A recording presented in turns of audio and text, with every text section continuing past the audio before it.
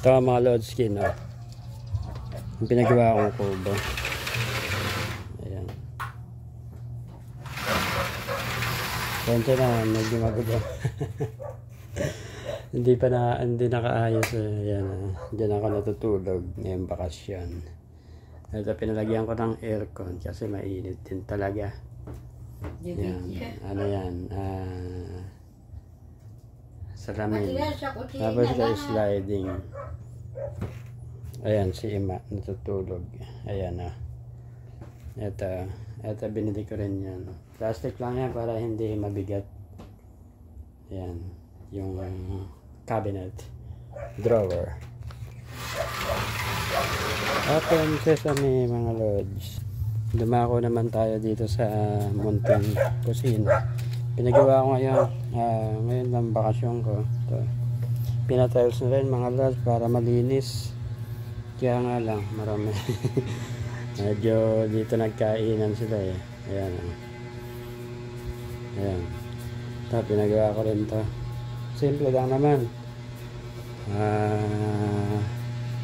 Bahay ko ba sa farm. Rest house. Yan. Bumili na ako ng rep. Maliit lang naman.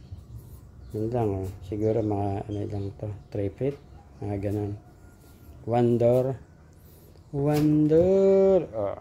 Yan. Yan ang mga laman niya. Mga boss. Tapos bumili ko ng stove. Yan, meron na rin siyang tank. LPG. Ang galing ng nagamit ko yung mga kahoy dating nakatabi lang dito. Tapos matibay yung kahoy na yan mga boss. Tapos ito half concrete, half hardplex. Okay na. Tapos ito yung pinagawa ko dating CR. Then, kaya lang nasira kasi yung yung sink. Papagawa ko, bibili ko ng bago. Mas maayos. Sliding din yan, yung mga pinto niya. Yan, CR namin, yung toy bowl, bathroom, may walis pa. Ayan, may shower. And hindi nga pala ako nagpakabit dito ng yung sa nabasa. Kasi medyo malayo kami sa connection point. Kaya ang ginawa ko na lang, nagpagkabit na lang ako ng mga load, mga boss. Yan, tangke, Jetmatic. Tapitan natin, 82 gallons tong na to, tangke niya. Ito yung motor niya, petrolyo. Yan, nakakonect siya sa aming poso. Yan. Hindi pa siya ganun kaayos, pero pwede nang tirahan. Dito na ako nakatira, natutulog, nagluluto. Diba? Ito naman mga lods, mga boss, ang aking bahay kubo dito. Ayan. Diba? Ano ba nangyayari sa aso ko na yan? Lai, smile. Ito nga pala, nagpagawa rin ako ng gate dito. Ayan, gate.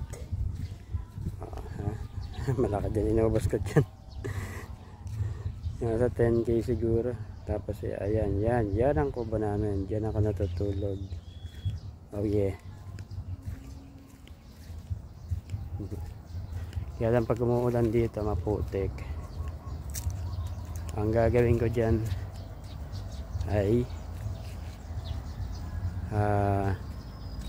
magpapatambak tayo ng buhangin, lupa, mga bato dito. Patatambakan ko para pag umuulan maputik, hindi siya magpuputik ng todo, hindi siya lulubog. Tapos di mahihirapan yung motor, tricycle o sasakyan kapag nagdadaan dyan. Farm yan, farm. Sarap dito mga boss. Kung papipiliin ako, dito na lang talaga ako siguro maninirahan talaga. Yan, kailangan lang natin ng pagsisikap pa. Stable income dito sa Philippines. Bye bye, thank you.